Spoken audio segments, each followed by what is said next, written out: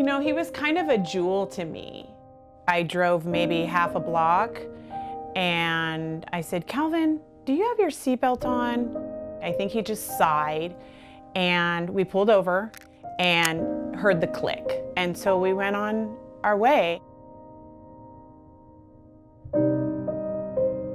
I knew that he had passed away when we crashed.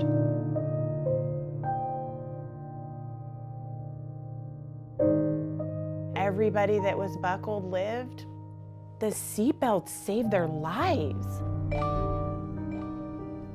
I just feel like, dang, if we would have just had that.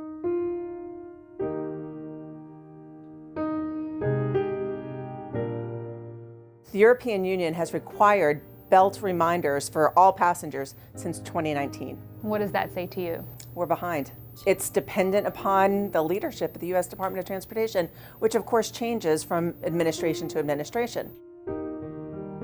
Today at 3:30 only on WTOC.